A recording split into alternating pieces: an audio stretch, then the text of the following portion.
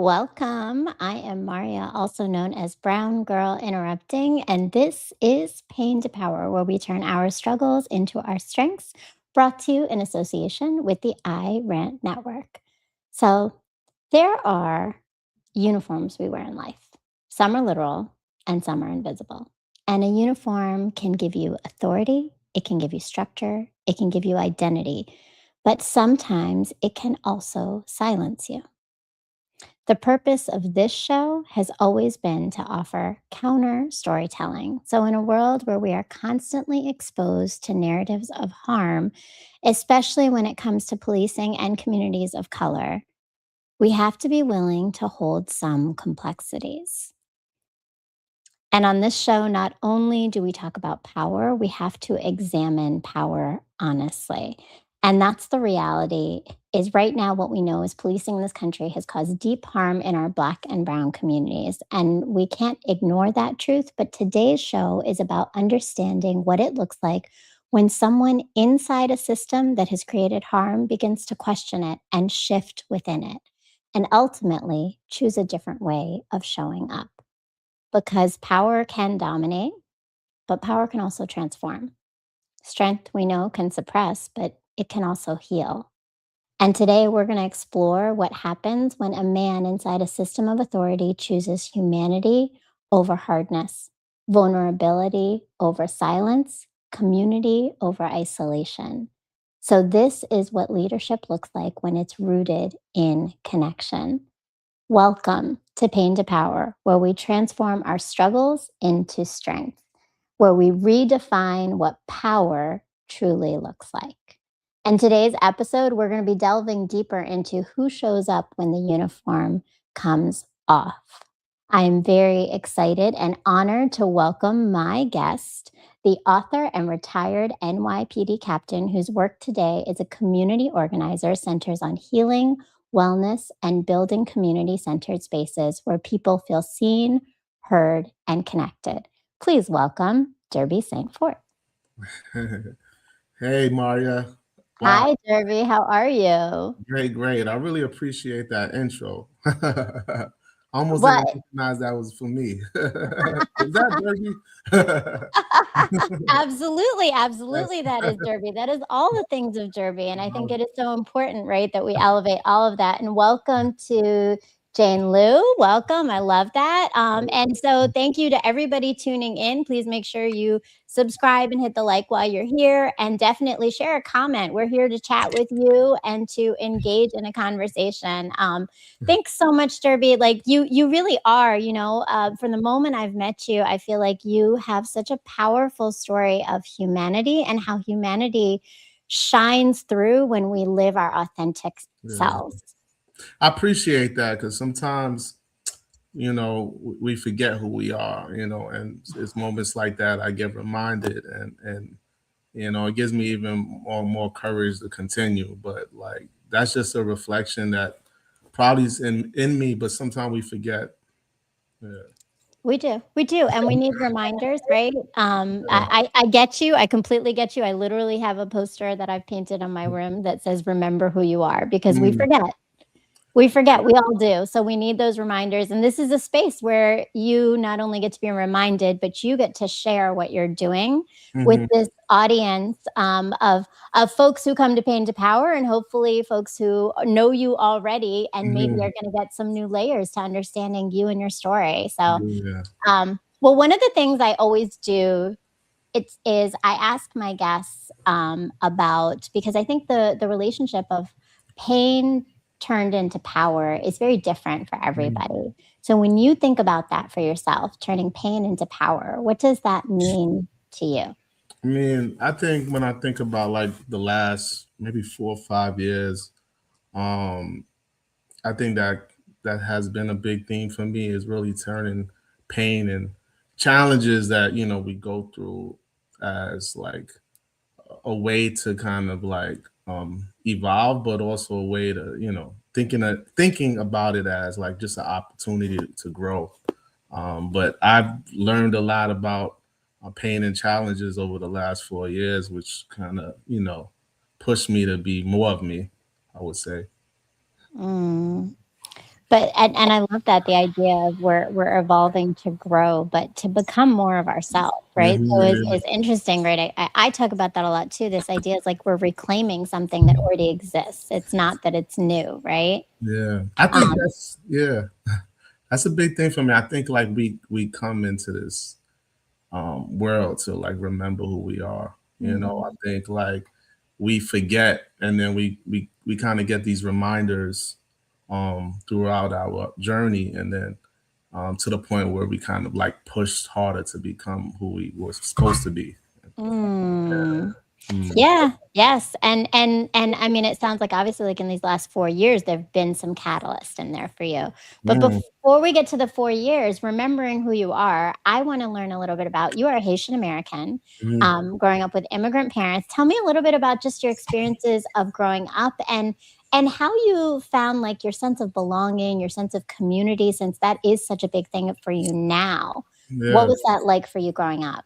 I mean, like growing up and you know, being Haitian, having Haitian parents, growing up in Queens, New York, you know, although it's a very diverse borough, Queens, and there's people from all over, but um, there is like a thing where you know you feel different a bit because you know your family is of you know Haitian descent.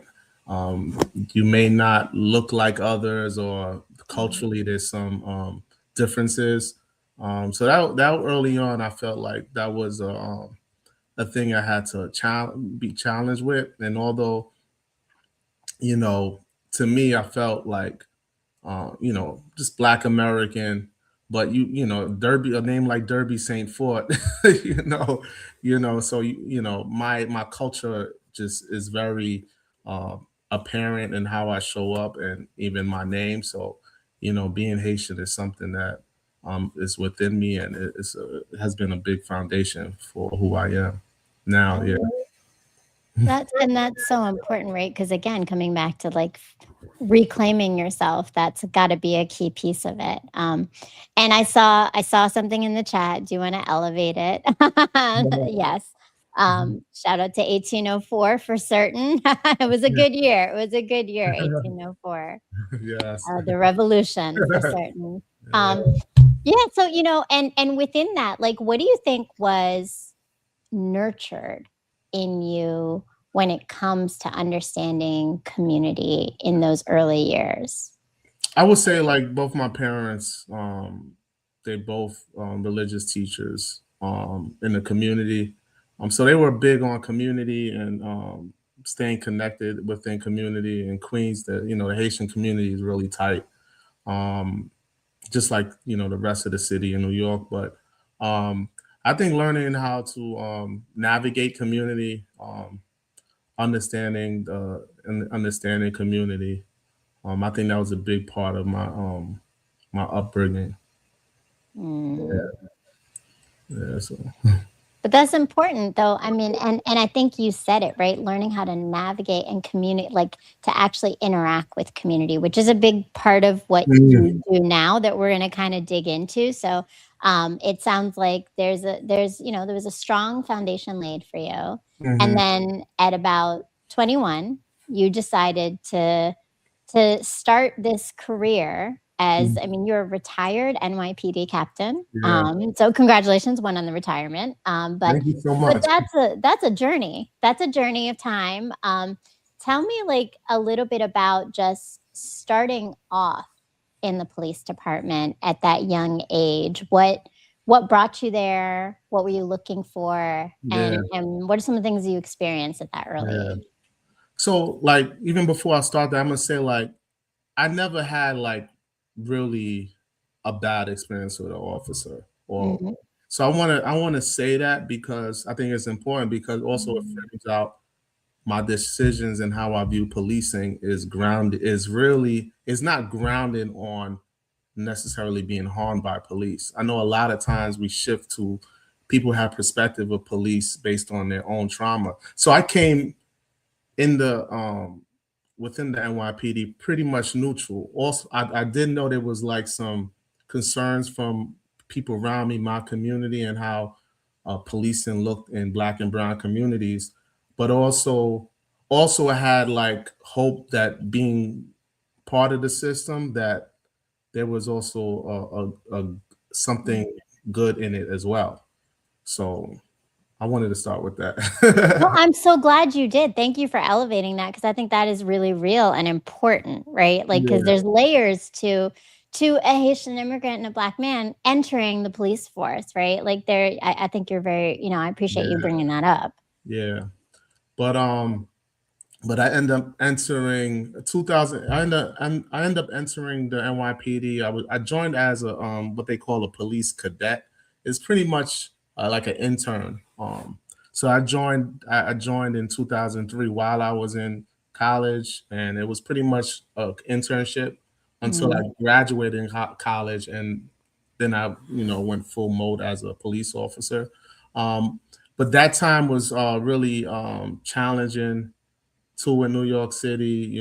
We had there was issues with jobs. There wasn't a lot of jobs. A lot of my friends were leaving college and weren't even getting the careers that they wanted to get. So me entering the police department was something at that time I saw as something secure.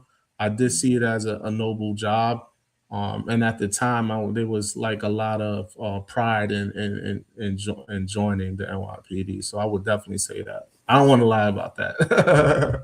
no, but that's real, right? And Yeah, and I think where we start may not always be where we continue, right? So it sounds like we're alluding to the fact that that didn't last as long yeah, as you would have hoped it to. So yeah, what started to shift for you within yeah. in this role and seeing like being in the police, like in the department? Yeah, so being a kid joining at 21, and again, never really having necessarily negative interactions with the department or with policing in general, I didn't really have a strong perspective of how I saw policing. So how Mm, I'm able to articulate what policing should be in communities of color, I didn't even have the understanding of law enforcement and public safety to even have a take on it. So I'm entering the police department having a uniform, getting a gun, but not really grounded in like how I saw policing. Any views on policing that I did have was given to me.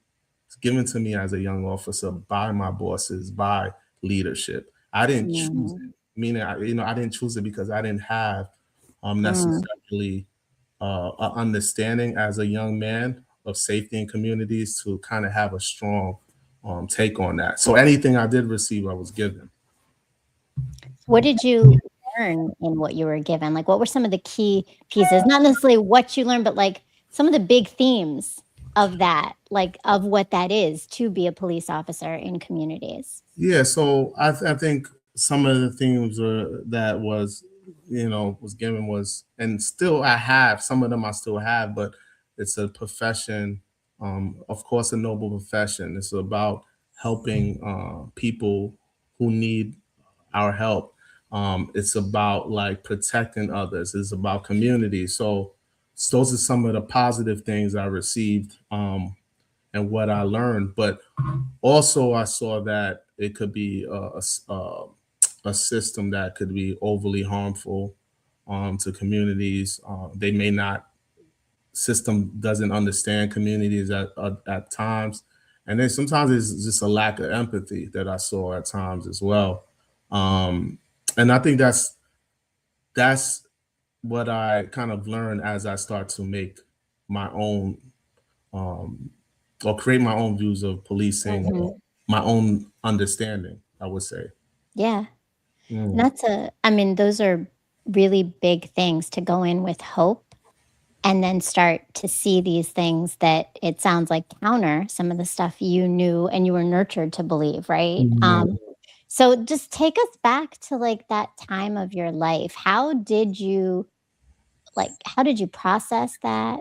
How'd you feel about that as you were understanding that some of the things you hoped for were not some of the things you were seeing?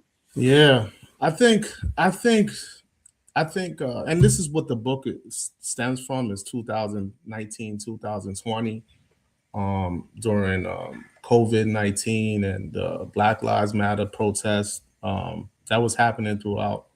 I think, and that's why I wrote the book because that was like the turning point for me, based on what I saw in communities, what I Mm, saw within the police department, and now having now, in my 30s, now really having at that point a stronger understanding on what I felt um, was good policing, was good for community, and just was good for like society in general. So now, based on my experience and learning, I was more grounded versus who I was, as a 21-year-old man. mhm. Mm.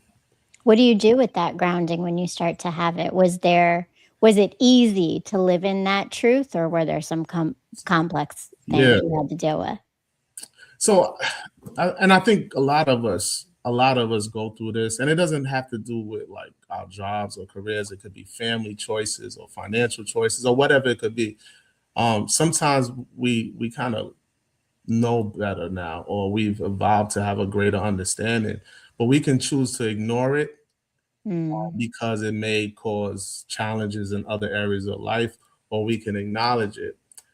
For me, I'm just not designed to ignore it. So it was really so my evolution and my understanding of policing at the time, I couldn't just like ignore it at the time. So I became a little bit more vocal, a little bit more um, edgy around my peers, um, and it's something I couldn't like hide. It just like it was just kind of pouring out of me. It's like yeah, yeah. it was already in me, and the door. I opened the door, or something happened with the door, Mhm. and I think it's because I think 2020 was an important moment, and that's why I wrote the book, because I wanted to share kind of like um, what shifted. I know because I know a lot of the people around me, they say, "Hey, Derby, you're not like the same, you're different," and I get it. So the book is really um highlighting what happened. Yeah. I mean, and there's the book, right? Captain Derby's Promise, and I think what you just said, right, comes out in the book because you have a foreword, and then throughout the text itself, right? There's something about the way that you clearly were Mm, communicating with others, that you were showing up. So to your point, like it sounds like you being your authentic self because you can't hold back, which I yeah. appreciate that. I'm an interrupter. I get it. I like Yeah, I feel you on that. fast. But at the same time, like there's a benefit of that. Like you're building relationships with community, and it sounds like you're building relationships with individuals, but you're also taking a risk, which I Mm, mean, let's talk about that a little bit, because I want to talk about the book, but I want to talk about what that felt like and how you manage that, because there's a cost. There's a mental cost, there's a physical cost, yeah. there's a social cost Mm, when you go against the grain. And I mean, we all know the police department, right, is a whole culture in and of itself. yeah. So what what was that like, taking such a big risk to push against a system that is so ingrained in the culture that it is? Yeah. So, yeah, like I told you, like at that time I was very much vocal with my views, and like what I felt in my heart was better ways to engage the community, to address community challenges. So I expressed that to leadership and whoever I even did press about it as well, so media. So at that time, I just felt the urge to do that because I just felt that was it was just pouring out of me. I can't even really explain, but that's something that I felt really. um, push to do.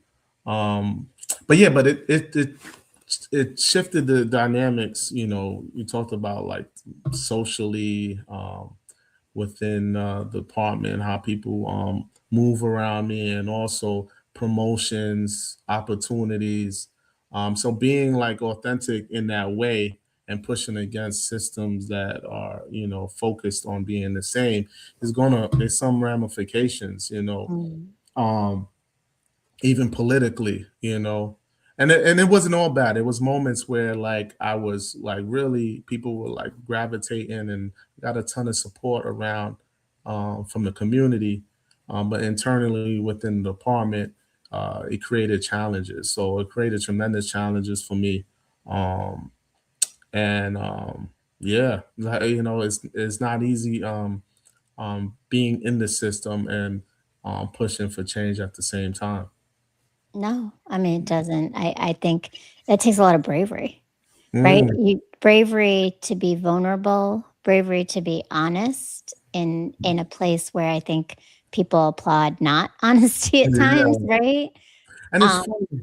I'm yeah, sorry. go ahead. No, no, It's please. funny because if I if I could hide like I was before, I probably would.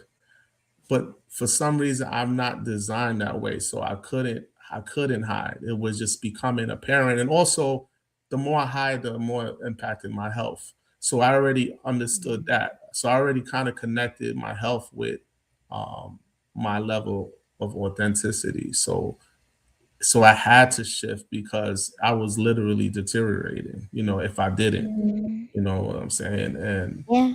yeah, and it started emotionally, but it became physical, you know, because of that. So I had to like, I recognize that.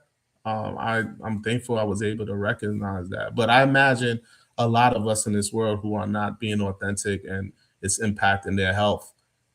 So that's just something that I want to share for those who may be kind of going through things and not, um, being the best version of themselves, and how it may be impacting them mentally, emotionally, and physically.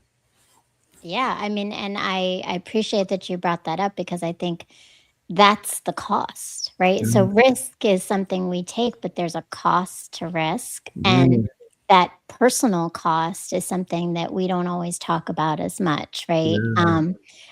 It's one thing to risk your job, but risking your mental health is a lot. But Mhm. so can we talk about that, because I think there's like multiple layers here, right? Like, because one, you're a man, right? So a man and his mental health, which we just don't talk about enough, right? We don't talk about a lot, and I think that's one of your goals, is to elevate that conversation. What do you did you take away from your own experiences of that pain of mental health Yeah. that, like, is helped you to also start to heal Yeah. yourself? Yeah, so being in like a profession like law enforcement, like, yeah, I think there's conversation of, mental health definitely now, you know, as it play out more as a, it's to me, it's very like as a formality to offer services and, you know, stuff like that for officers. There's definitely not conversations around healing though. And that, I think that was something that really kind of like pushed me to, another layer of like, you know, trying to understand what that means, healing. And you know, we hear, and especially in our communities of color, black and brown, like, mental health has been, a conversation that's going on for black men, um, for black women, black and brown people in general. But, uh, even understanding healing is, another. I think it's even deeper because it talks about like not just, it talks about all aspects of health. I feel when we talk about healing, and then we talk about like what's happening in our, inside of us and our souls, and like all the things that like has shaped us or, uh, made us hurt, you know? So how do we, you know, healing from that, I think allowed me to be open to, other things. Mhm. And well, and it sounds like are part of those other things, initiatives and things that you started to do differently for community. Exactly. So as I started like really connecting with the community, and when I talked about the healing circles in the book with young men, what was happening, their experiences were triggering things that happened to me. So that's when I recognized, okay, I got to do some work because things that was probably still in me, but it was kind of buried. But now hearing it from others, I had to like really address was I had to understand it a bit more and then address it, or at least be aware of it. So like here I am, I'm doing this community work, thinking I'm helping others, but like the same platforms that were being set up to help these young men was like platforms to help me like also address like these things that were within me. Yeah. So, but for you, do you feel like the platforms that you saw for the young men and for you were effective, or did you see there was a need to do something differently?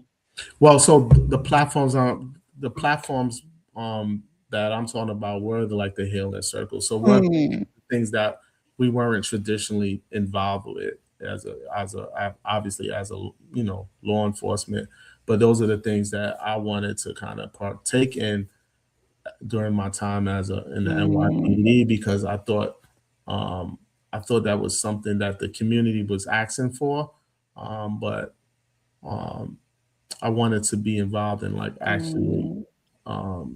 in the actual create of the creation of it as well. Mm. Okay.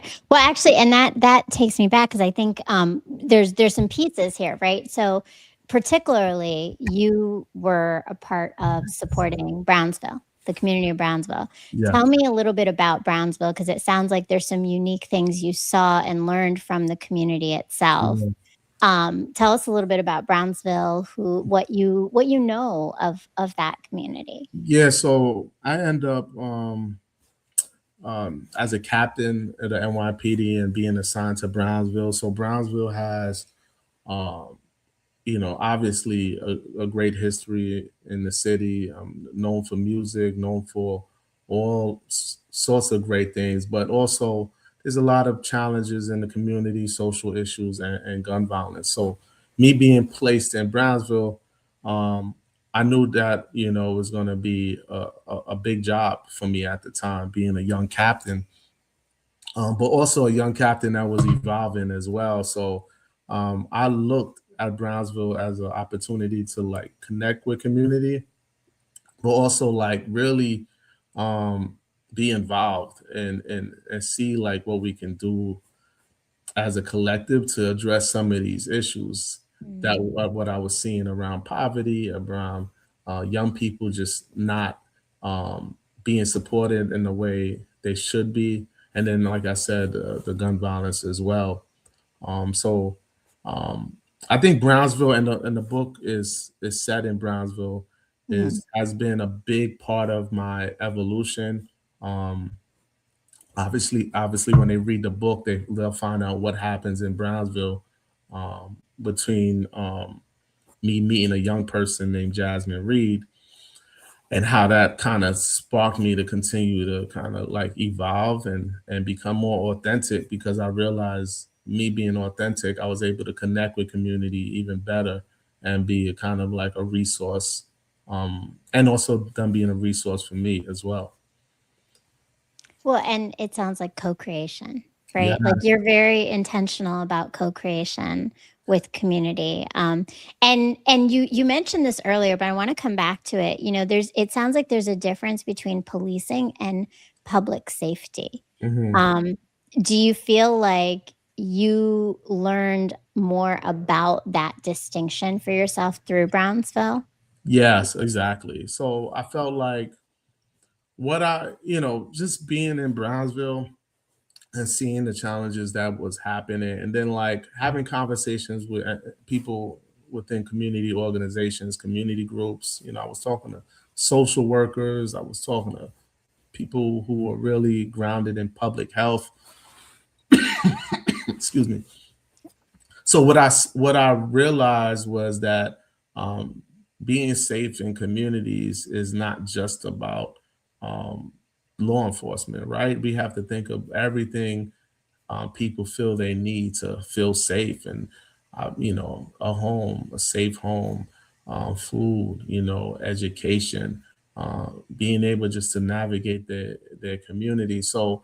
Um, so like my thoughts of, and I talked about this earlier, coming in as a 21-year-old, your whatever you learned about law enforcement was based on like who's around you, and then being an NYPD is based on what leadership was telling you. But being face to face, and really having these conversations and being open to um, think about community a different way allow me to like kind of receive and be part of a collective of individuals that are actually trying to address the issue, like not putting band-aids. And I think often with like law enforcement, we become band-aids. We do things that really don't address the issue, but it, Yeah. it may like just put a stop to it for a certain Hmm. time. But again, and this is when we talk about healing. Healing is addressing it, and where it's not there, and the issue's not there anymore. And I know that's not something that, when it comes to safety, that's not an easy task. So I understand that we can't like stop the all whatever issues are going on with community and crime um, that easy. But we can move towards um, those pathways, and often we don't, as a society, we don't move towards the path of healing. Many times we kind of take the shortcut. We take the Mm. yeah. You are speaking my language, Derby. That is the pain to power language of this network, of this show, of this community of people, and hopefully growing community of people. Because that's it, right? Like I think that that you're talking about proactive efforts versus reactive Mhm, efforts, exactly. and that's a very big difference thing because healing and to your point, yeah, I mean, I think that we can never no one's going to solve every problem Yeah. and every moment of the problem, but there are things that can start to be done. And it sounds like your time and the commitment you made to these healing circles to learn with the community, you made an impact. And let's go back to the book, which I got right here, friends. I want to show it to you because I do have it here. And I want you to go and get it, especially if you're my educators, if you're parents, if you're in the community, go and get Captain Derby's Promise. It is such a beautiful story. It is a true story, as you said, right? Yeah. And there's so many layers to the story because you talk about the healing circles, but you also talk about a moment with this young girl, Jasmine, that really led to change. And those are different ways that you brought it into the book, right? But it's also what you experienced. So how did this process, not just writing the book, but the experience that you had in those moments between the healing circles with the young men, between meeting Jasmine and having these moments, how did that start to impact the way you were showing up even more so as a captain in Yeah. the uh, department? Yeah, I mean, like just meeting young Jasmine at the time um, during this like tension between community and law enforcement. Coming from you know the killing of George Floyd and what was happening with COVID-19. There was a lot of tension, and at that time there was really, and it's still kind of the same at in some ways, but there was elevated tension between communities, especially communities of color and law enforcement. Um, so that recognizing that and being able to meet Jasmine, and she tells me during that time in that incident that's in the book, her fears of police, based on what she saw in her community in Brownsville, and based on just what her family's experiencing, and so her sharing that during that moment, and also me, even I was already kind of like evolving in my understanding of policing and shifting. It's in that moment where like I felt like, you know what, um, let me lean in more in how I show up to community, and how I and my views of policing. And I think that moment kind of like pushed me to another level as far as like owning. Um, I think that word's been coming Mhm. back often. My owning my authenticity, Mhm. and feeling, and showing up in a way that was more of me, I would say. I love that. And I see Jane says authenticity is a must. Absolutely. And owning it, right? So what did Exactly. that look like when you leaned into it and you owned your authenticity? Um, I think it looks in many ways. I think it's like I talked about before, is a urge that maybe I couldn't even push back on. So it's just like allowing the flow to come through. But also it's like not caring as much as before of what people thought of me, especially in a culture like the police department, um, where if you have counter views, that could be detrimental to Right. your career, promotional pathways, and it could cause like, who knows, it cause. I know people get big mad, if you share a different view of anything, and like the police department, especially NYPD, is like, it's almost like a religious institution. To me, that's Mhm. kind of like the best way to explain it, especially for me who grew up in the church. Is like there's some rituals and things that they do you're not changing, because, and it's just kind of that way. They culturally, changing for them is like a huge deal. So um and the culture is so ingrained within the system, it's very hard to shift it.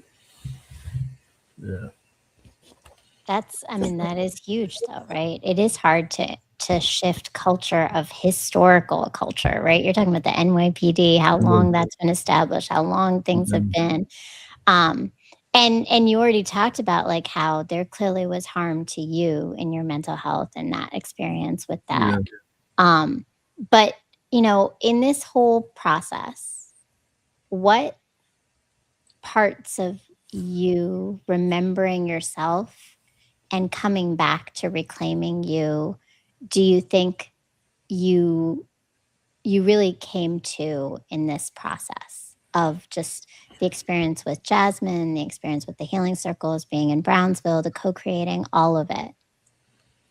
Yeah, I think I would say like, um I kind of like learned like who I was a lot more. So because I was in a space where I was like, I kind of like, um, went within and isolated myself for a bit, because I wanted to like kind of look at like what was, um, in a sense, happening, and like, and kind of really do an assessment. So Mhm.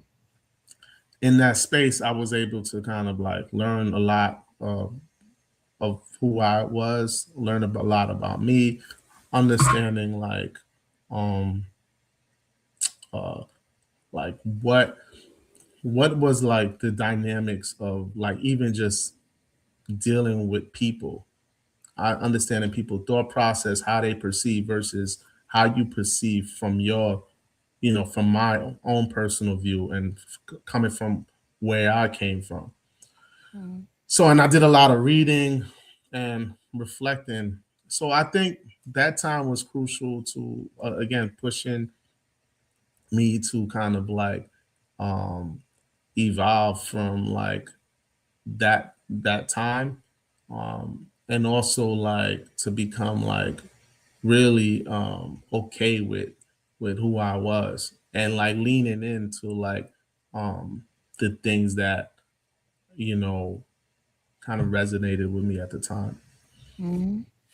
I appreciate that because again, like you're intentional about taking space, about sitting still, about learning more, about doing 'cause that's messy, hard work, right? Yeah, That's not comfortable. Those and moments of I healing hope people talk about. yeah, I hope I'm not. That time is not like because I'm phrasing it like, yeah, I'm just taking time. Those are not comfortable times. Like you're in the forest. You in like in like you know what I'm saying? Like what they say, the wilderness. You in It the will. wilderness. Yeah. You're trying to kind of like um find a place that like you can find a new path. You know what I'm saying? So, Mhm. because obviously the path I was on wasn't really, it didn't feel like, not that it wasn't working, but that path, I had to choose another path because I did that path for like successfully for, years, talking about 15 years. But during Yeah. that moment, I think it was like, you got to find a new way to navigate because this path is not for you anymore. Mm.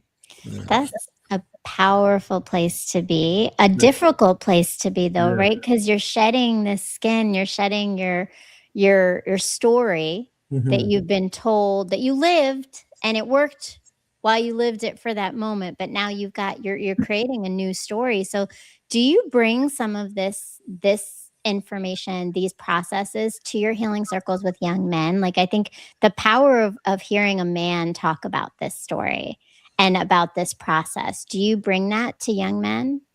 Yeah, I mean, in my conversations, that specific healing circle, I don't do anymore. That was a healing circle that I did while I was in NYPD. Mhm.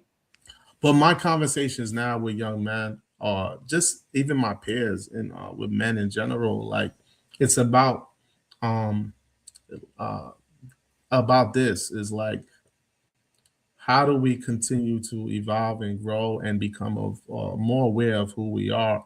I talk to like, young man is, sometimes I'm like, do you know who you are? Do you know who you are? It's just like, I think that's a question we really gotta ask ourselves. Do you know who you are? Because sometimes like we get comfortable, like, right, being a version of ourselves and having belief systems again that were given to us. But like, did you choose that? Did you were you aware? Did you choose the religion you have, or it was just kind of something you grew into? Did you choose the career that you have, or it's just like, oh, that's something that my family always do. I just kind of got into that. Mm, Are we like conscious of like making decisions that like resonate with us? And if we don't know what resonates with us, because I think that was the case as a young man, mhm, how do you kind of start to experience life where you kind of like you have some conviction of who you are and what you want, instead of just getting like handed all these beliefs. So like I mhm, feel like with my life right now, I think, and with conversations I have with people, it's like these are the conversations that I have, and I think many people want to hear it. Like, um, mhm, I think these are important conversations because when when we talk about these conversations, individuals as we grow and evolve, then we could grow into communities that ultimately helps communities and societies as a whole. But it's all about planting seeds, and whether I'm talking to a young man or one of my peers. Oh, that's hugely powerful, and I'm so glad you're doing that. You're asking these questions to young Mhm. men and to older men. Like, honestly, like I often post about this because I think there's so much there is so many unhealed people out Mhm. there, but I think particularly men. Hmm. It is something that I am so passionate about. I talk about it all the time because I'm raising 3 boys, as I told you, right? And they're Yeah, men, and yeah, part of that is really being so intentional with their healing, yeah, with having them be vulnerable and talk about things and know who they are. So, if you were to give advice right now, like if those are the questions they ask, what are some things I can do to start discovering more about who I am yeah, and my mission and my purpose, right? Like what are some places you could advise young men if they're watching right now, or parents who might have yeah, young men, yeah. Yeah, I think this is an important conversation, and obviously, there's like no one size fit all like right? um, plan to do this. But for me, it was a lot of reflecting and writing and journaling and reading. Um, and also like there's been times where like I went into religion, right? So my family's are very religious, Baptist church. So religion's a tool I use, obviously, to navigate my journey. But it was also, and being honest, it wasn't working for me at one point. So and I'm being honest. It's not like I'm saying that to anyone on cause. I'm not saying that I don't like religion. It just wasn't like helping me navigate the challenges that it was. So I Mm, started just doing like having reading and thinking about like alternative spiritual methods, whether it's meditation or things like that, or whatever people may choose. But I was open to like new concepts of spirituality. Um, but again, that was just a path. But if the traditional paths work for you as well, I think you should continue to try it. But for like young men and men that I'm talking to, I think doing things like meditation and journaling and doing the things that people may think is soft, right? Doing healing circles, even that's the alternative traditional therapy, or group therapy. So healing circles was a method that worked for me and a lot of young men in these spaces. So um, I think it's being open, and for me, especially people of color, like we've done a lot of things traditionally for like a long time in our communities. But I think there's more awareness of what else is out there uh, to help us navigate our communities and navigate our mental health. So yeah. mm. Mm. And being open and honest about doing it, right? Like, and no, I mean that's big. What you're doing is big and it's important. And I mean, from where you started, right, in terms of that 21-year-old Derby to Yeah. where you're standing now, how do you how have you evolved in your understanding of power? Yeah. Yeah. Man, power is like something that is, especially coming from policing and law enforcement, power is a big deal.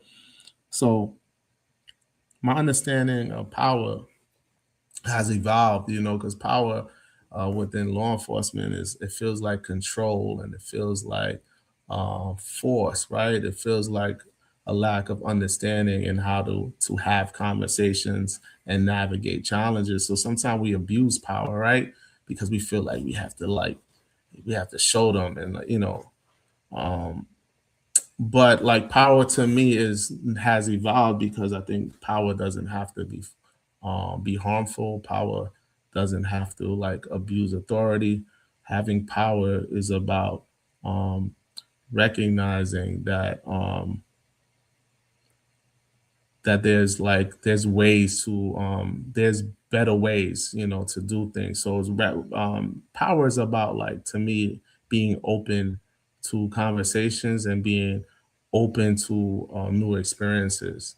And I think, like, recognizing that, like, if we're consistently in spaces, and if there's systems that continually like abusing power, then we got to recognize, we got to figure out like, okay, who are the characters involved, or at least what is the culture within that continues that. So I think power for me just kind of evolved into being open to conversation and being open to new ways of doing things. That's a transformative shift.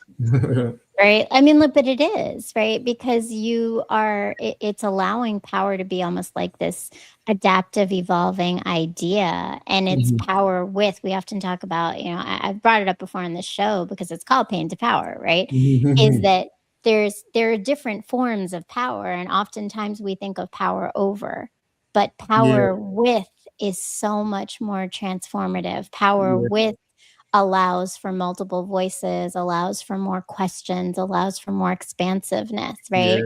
yeah, And that's what you're talking about. And I see in the chat, Jane says, power can show up with love. Absolutely, right? With yeah, love, with vulnerability. Power yeah, doesn't have to just be strength. Like strength comes from softness. yeah. And that, but that term, that's the thing. Like when we talk about vulnerability, um, there's this thing that, especially in policing, where that's seen as Mm, weak, right? Like a captain. right. Captain Derby is doing healing circles. What he's doing? He's having kumbaya. So this is like kind of the culture that sometimes don't leave space for vulnerability, but it ultimately, like, vulnerability is the power, and that's what allows authenticity as well. Absolutely. And it sounds like it's healed you to be able to have that, right? To say Yeah. that out loud, it's not kumbaya circles, right? This is transformative community building. This is effective, responsive community engagement. This is so much more that people usually strive to do but don't do it effectively.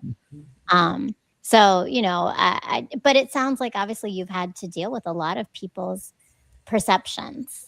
Yeah, How do you exactly. do that? How do you get through that? Like that's a lot. I imagine like Yeah. there was navigating you had to do every day at work to get through comments and bias and other Yeah. things, right?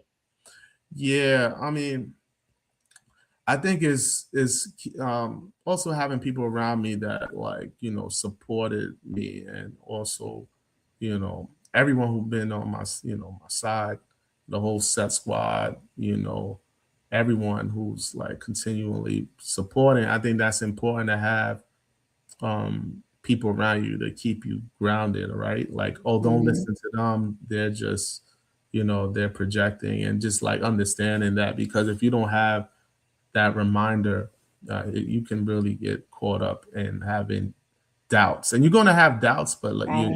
you could be caught up in having those doubts, um, kind of push you away Mhm. from your purpose.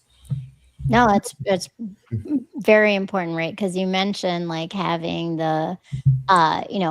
your individual understanding, but then that community, like, you have to have a village, and I see Set Yeah, Squad, which we're gonna talk about in a second. Set Squad in New York City says Captain Derby victorious, and the rest of the squad will be at the next mixer, 226 at Hatch, Brooklyn. Hope to see everyone there. Oh, well, I would have definitely come if I was local, but I'm not, but that sounds awesome, and so tell me about Set Squad. What is it? Where did it come from?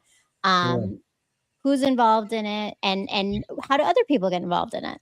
yeah. So I mentioned before, like, really, as I transitioned out of policing and towards more uh, community oriented initiatives and projects, you know, had a collective of individuals. Shout out to Jan Lou, shout out to Mimi Fox, shout out to Victorious, Eugene, Ashana, just the whole set squad. Um, so as I move towards and out of like government, and I wanted to do more things that involved community and involved uplifting people, uplifting young people. So we created Set Squad.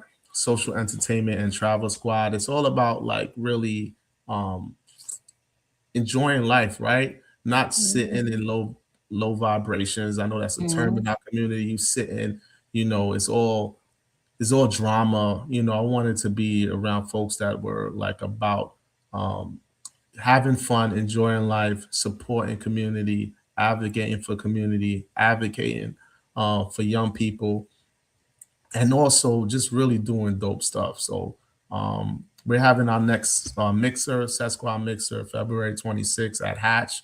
This for those who haven't, those in Brooklyn, New York.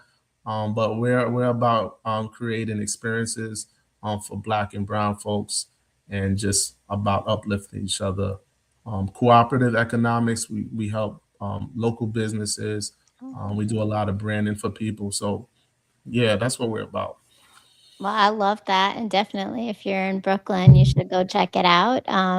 Follow them on Instagram as well, right? For certain. And actually, so to that point, before we leave, I want to make sure we know we're going to go and get your book. What else does everybody need to know? Where do they follow you? How do they stay, in touch with you? And anything up that's coming up for you that you want to elevate? Yeah, definitely. Those who interested in my book is called Captain Derby's Promise. Again, it's about an experience I had as a captain at NYPD. Go to CaptainDerby'sBooks.com, CaptainDerby'sBooks.com. You could follow me also at Captain Derby's Books, social all platforms, IG, and you can follow me at Derby underscore Saint Fort, DERBY underscore STFORT, and don't forget to follow also Set Squad on IG, Set underscore Squad underscore NYC. But we have our events coming up. I'm also involved with schools locally in New York City. We're doing Captain Derby's Promise readings and also discussions around young people in law enforcement. So I'm doing that as well at schools. Anyone who's interested in having me do a book reading, or just come to the school to have a discussion about what community healing looks like, what is resolution between law enforcement and communities look like, just hit me up. Captain Derby's Books on IG. You could DM me. You could also email me at captainderbysbooks@gmail.com, captainderbysbooks@gmail.com, or derb.saintfort@gmail.com. I love it. All the ways. Now, you mentioned only New York City schools, but do you travel? Because I have to say, I know a lot of people who watch this show are DMV, DC, Maryland, Virginia folks. And I, No, I'm definitely, I've traveled before and recently, so I'm open to travel. So anyone who would like to have me at their schools or wherever, just hit me up at derb.saintfort@gmail.com or captainderbysbooks@gmail.com. I love it. And it Thank sounds like there's some great conversations. And I will say at the back of the book, for those of my educator friends and parent friends, is there are questions that you can reflect on and actually engage in conversations with your children. And your students. So you've already laid the foundation for some great conversations and deep storytelling. Like this really is a powerful book. Thank you so much. Before we close out, just real quick, if you had a chance to talk to the 21-year-old Derby who was entering the police force, what might be something you would say to him today? Yeah. I would definitely say that you're on the right path, and just keep leaning in. Like that's kind of something. Keep leaning in. It looks scary, and there's a lot of uncertainty, um, but you're going the right way. So I would say that to my 21-year-old self. That's beautiful. Keep empowering, right? Yeah. Thank you. Thank you so much, Derby. This Yeah. was such a beautiful conversation. I think you gave us all so much hope, so many new ways to approach things, and you're doing great work in your communities and for individuals. So thank you. Thank you so much. Thank you so much for having me. Appreciate you. This has been wonderful. So thank you. And so, this is what everything is about. We're talking about pain to power because that's the goal, is to turn our struggles into strength, and strength without connection becomes isolation. So what we know is how important it is to have humanity, to be proactive in our community building, in our relationship building, and we're focusing on the idea of power with, not power over. So to do all of this, Derby just shared, right? Coming home to yourself, return to community, return to your wholeness. And that's something we all need to be doing. So what I offer you as you leave tonight is just think about, who are you without the role you've been performing? So if you've had a uniform on, figurative or literal, right? Are you holding on to things that aren't yours? Are you holding on to stories and living them that aren't for you? Examine that, notice that, and follow me, follow Derby, because we will keep helping you to unlock some of those powers within you and recognize who you are underneath those stories you might be holding on to. So please follow Derby. You heard all the information, all the links are below as well. And please make sure you follow me. I am Brown Girl Interrupting, and Pain to Power is on regularly on YouTube. If you subscribe, you will get all the updates, and hit the bell so you know when we go live. I have this show. I have also my show, Marya's Musings, which might be renamed to After the Breaking soon. And I'm a writer. I'm on Substack. I'm on Instagram, TikTok, all of the things. So please make sure to follow me. Leave a comment. If you watch this whole show, leave a comment. Derby just dropped so many gems, so many pieces. Leave a thought of what resonated with you, what you're walking away with, what questions you may still have lingering. Thank you so much to everybody who joined tonight and watched us live, who was in the chat. We appreciate you. Thank you to my iRant family, and thank you to my amazing producer, Mr. Masick, Mr. Montaigne, Ja Logic, all of the names, and always showing up consistently and creating a beautiful space. So thank you, and thank you, Derby. Have a beautiful night. And peace, love, and light, friends. Thank you. Take care.